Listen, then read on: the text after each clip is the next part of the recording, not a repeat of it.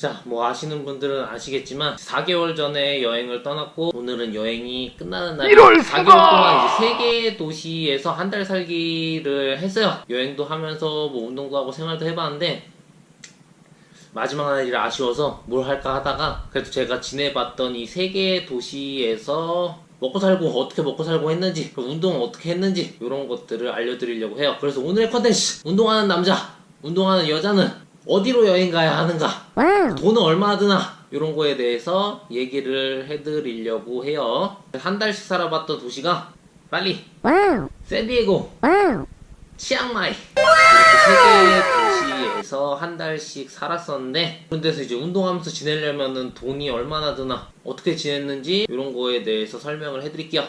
자, 일단 첫 번째 항공권부터 따지면은, 일단 가격부터 알려드리면은 발리 35만원에 갔어요. 미국 100만원에 갔어요. 그리고 치앙마이는 40만원 이렇게 구매를 했는데, 일단 3개 도시 전부 다 평상시보다 좀 가격이 쌌어요. 왜냐면은 제가 간 이 3개 도시들이 전부 다 제가 간 기간에 최악의 기간이에요. 발리는 우기에 갔고요. 그리고 샌디에고는 비성수기인 겨울에 갔고요. 그리고 치앙마이는 최악의 미세먼지 시즌이라는 3월달 화전 기간에 갔어요. 그래서 약간 비행기 값이 싸게 갈 수는 있었어요. 만약에 이런 최악의 기간이 아니라 다른 기간에 가시는 분들은 조금 더 가격이 아마 비싸실 수도 있어요. 발리 같은 경우에는 일단 에어아시아로 갔어요. 그리고 말레이시아에서 3시간 환승 도착을 했어요. 직항으로 가면 7시간으로 알고 있어요. 나쁘지 않아요. 조금 장기간으로 가시는 분들은 무조건 말레이시아 환승으로 가시는 거를 추천을 해요. 가격이 반값이 되고요. 그 대신 그건 있어요.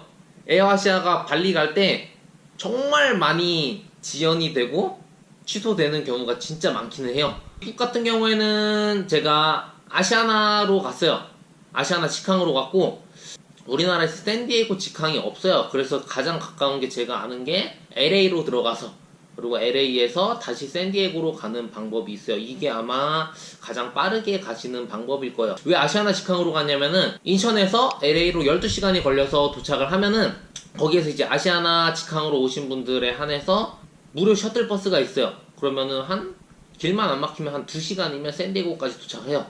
저는 아무튼 뭐 사건이 많았어가지고 결국에 그걸 못 탔는데, 아무튼 아시아나 직항으로 가시는 분들은 그걸 타고 가시면은 항공권 가격, 그리고 기사님 팁 5달러 이렇게만 내면은 샌디에고까지 도착을 할 수가 있어요. 자, 그리고 치앙마이 같은 경우에는 직항인데 40만원 정도에 왔어요. 처음에 항공권 끊고 와, 항공권이 직항인데 왜 이렇게 싸지? 이런 생각이 들었었는데, 도착해서 알았어요. 치앙마이 도착했을 때 공기 상태가, 치앙마이가 뭘로 뽑혔냐면 전 세계에서 가장 공기가 안 좋은 도시 1위로 뽑혔어요. 제가 있는 이 3월 기간 동안에. 왜 이렇게 공기가 안 좋냐면은, 치앙마이 도착해서 스쿠터 빌려서 이렇게 동네를 쭉 돌아다니고 있는데 도시가 다 불바다인 거야.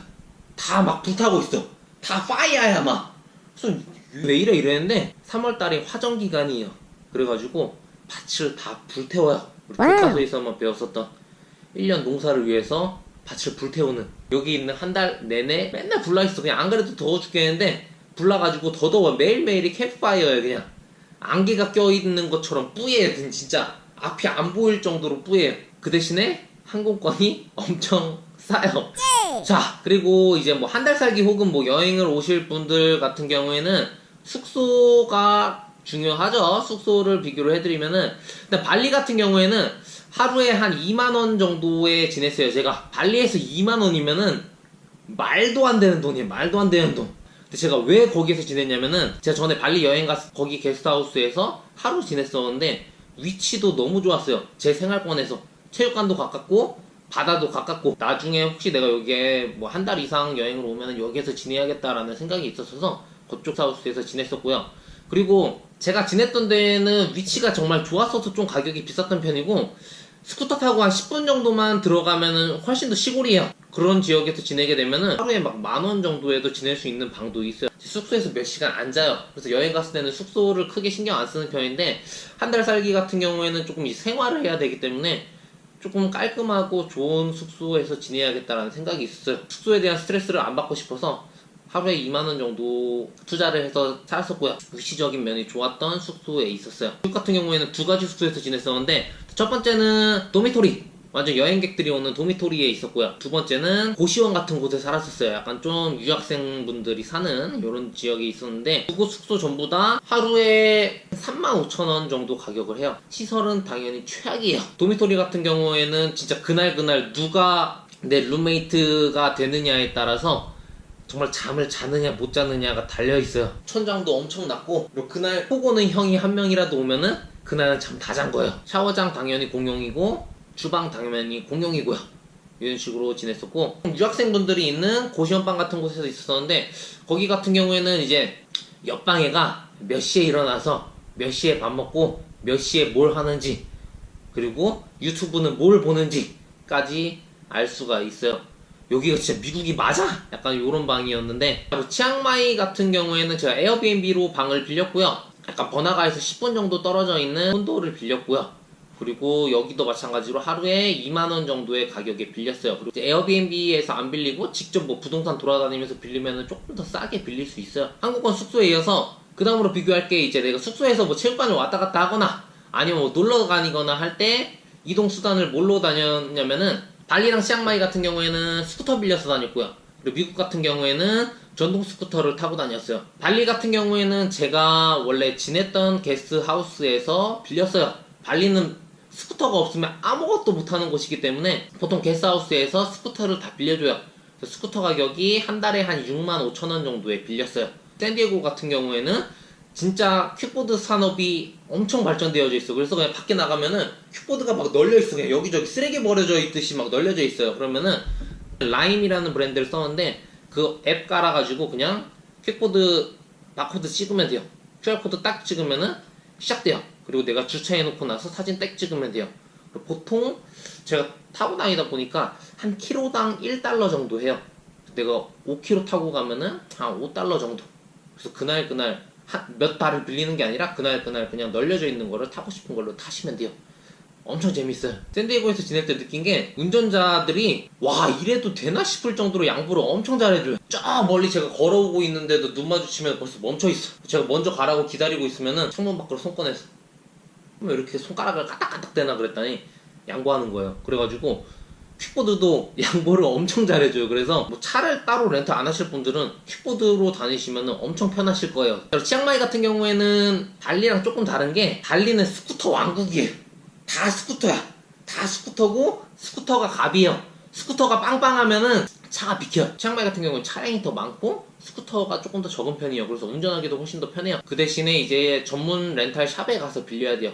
그래서 한 달 가격이 한 85,000원 정도에 빌렸어요. 자, 그 다음으로 가장 중요한, 운동하는 사람들이 여행이나 한 달 살기를 가면은 꼭 있어야 될 체육관을 비교를 해드리면은, 세 곳 전부 다 크로스핏 체육관 있고요.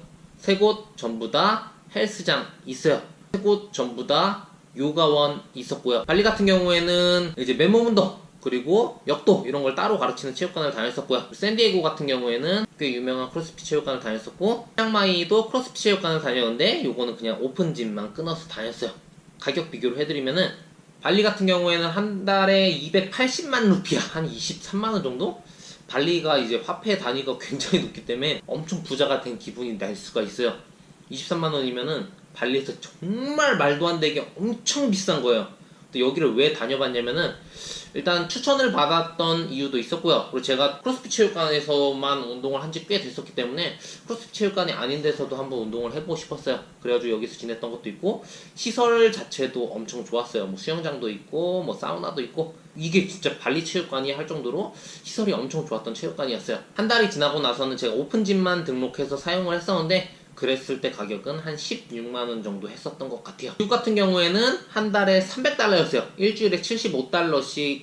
여기 체육관 같은 경우에는 조금 유명한 체육관이라 우리는 따로 오픈짐을 받지 않는다, 이게 있었어요. 그래서 오픈짐 가격은 따로 없고 우리 수업을 무조건 들어야 돼, 이런 게 있었고요. 그리고 치앙마이 같은 경우에는 가격이 세 도시 중에 제일 쌌어요. 제가 오픈짐 등록만 해서 더 싸긴 했었는데, 오픈짐 등록했을 때 한 달 기준으로 7만원이에요. 수업을 듣는다고 해도 10만원이에요. 한 달 기준으로.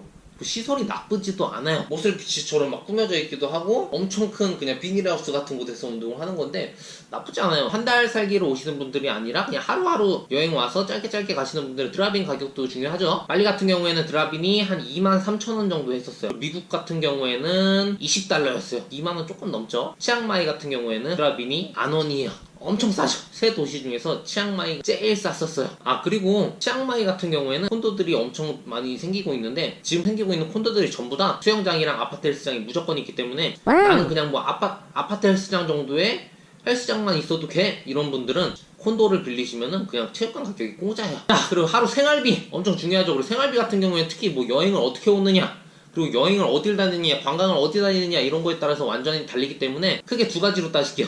밥값, 리커버리, 마사지. 밥값 같은 경우에는 발리에서 로컬 음식점을 가면은 3,000원. 아니, 내가 진짜 많이 돈을 투자해서 4,000원을 투자했다고 칠게요. 4,000원을 투자하면 메뉴가 어떻게 되냐면은 닭다리 4개, 계란말이 2개, 밥 한 공기, 돼지고기 볶음, 삶은 계란, 그리고 과일 주스까지 시키면은 진짜 배 터지게 먹어도 4,000원. 나시고랭, 미고랭 이런 거 먹어봤자 2,000원에서 3,000원 정도예요. 로컬 식당으로 가시면 맛도 엄청 맛있고 양도 많아요.